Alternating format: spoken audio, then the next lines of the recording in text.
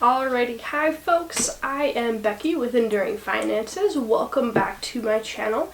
It has been a minute since I put out a video. I actually took the last week of March off and went and stayed with family and spent some time with Munchkins and had a lot of fun with that. And then naturally when I came back I was a little bit under the weather.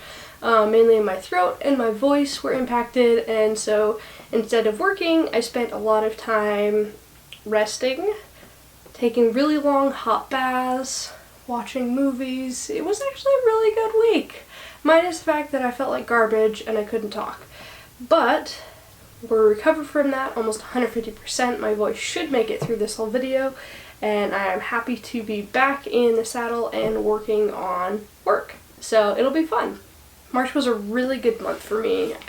Coming back from February, I was at a low point, we could say, and I had a lot of support from you guys. I honestly, I want to thank you guys for the support that I got, because that really was unexpected and helped me mentally a little bit, and so I appreciate that. So I just want to say thank you. We started March off on a good note with the first camping trip of the year. I tried out my new camper shell that I have been building out in the camper shell that I got for free. So we tried that out for the first time, put in a little bit of insulation, some carpet, and tried that out with the doggos. It went pretty well. We had an incident with the CO2 meter because I had a heater in there, and I didn't realize that the CO2 alarm was low on battery until in the middle of the night when it started beeping, and then I was panicking because I didn't know what was going on, and then all the dogs jumped out and I jumped out and figured out it was the battery. But it went really well. We had a fun trip. We caught some fish, we did a little bit of boating, some campfires, and eventually came in back early because of the weather. But it was a very good trip and I had a lot of fun with Jackson. I'm continuing to move forward with the lifestyle transition of losing weight and becoming more healthy. I have lost another 5 pounds in March, so bringing my total to over 35 pounds lost. So we are almost halfway to my goal weight loss. We're going to say that? Yeah, halfway to the goal. And I'm starting to see more inches come off of my stomach. And I'm going to say stomach because the waist is like the smallest, like the hourglass, and we're almost at the end of losing there, because if it gets any smaller I'll just bone. But my stomach, around my belly button and my hips, is where I'm starting to see weight come off now, which is exciting. I lost about 2.5 inches off of my stomach last month, so that was a big trickle down, and I think we'll continue to see that just coming off my stomach and my hips and my thighs mainly. Most everything else is probably going to stay about the same. Except for my calves. My calves have really not changed that much. My family is blessed with solid torsos, we'll call it. We go by the term of thunder thighs, and we have amazing calves. Naturally I just have very bulky calves, and so they've actually stayed about the same size. I know the muscle to fat ratio has shifted, but they're not going to get any smaller. They'll just get more defined with muscle. So that's kind of funny to see how that has not really changed at all. They're 16 inches, in case you're wondering. They're pretty beefy calf muscles, yes. I remember one of my first formations when I was in the Army, got to my first duty station, we're lined up for PT, and you're in your shorts, and somebody behind me, I can't remember if they smacked my calves or they made a comment about how nice my calves were. So they are naturally beefy thighs and beefy calves, so that will never change, but I will always have a good squat because of that. Aside from the personal stuff, we did the second episode of the podcast. I met with Dr. Mike. I think we had a pretty good chat, a little on the longer side, but I think it's a good starting place and am excited to move forward. I'm not sure if we're going to get one out this month just because some plans fell through and I've kind of changed my approach on a couple of them, but for sure we'll be moving forward with that, and I'm excited for the future state of what that will look like and how that continues to evolve. On that note, I actually finally did get us up on iTunes, the Apple podcast. There was a slight issue with the clarification on how much I would be uploading, I guess. I will just put it like that. But I've got it sorted out. We're up on iTunes, which like links us to a bunch of different podcast play platforms that are kind of linked to that. So we are out on just about every single media stream that you could find as far as podcasts. So that is fantastic. And also on that note, if you have any feedback, whether that is a good feedback or maybe something I can improve, I would love to hear from you. You can leave a comment, you can send me a message, you can send me an email, you can give me a call if you have my phone number, anything like that. Just trying to make sure that I'm moving forward with the podcast in a way that is reflective of what people are wanting to hear and providing useful information and not wasting someone's time. So any feedback would be greatly appreciated, even if it is just a thumbs up. Jumping into the money portion of this, my stock portfolio did jump up from, we had January and February were hard months on the stock market for everybody. March was hard for a lot of people, but I actually saw a jump in my portfolio, so we went up to just under $31,500. And my lending club is continuing to drop down. It's now under $190, and we will still see that dwindle off in the next couple of months. And again, I'm just reinvesting all those dividends and returns that I'm earning back into my stock portfolio. March was a higher month on the dividend end, bringing in $85.60. And Lending Club came back with $1.98 in returns from those investments. And then I also added in the interest that I'm receiving from my high yield savings account, and that's about $5,000 in that account, and we brought in just over $7.10 in March. So that's kind of interesting to see how that plays out. We brought in $94.68 off of investing returns. And then a new aspect is the business income that I'm excited to kind of share behind the scenes on that with you.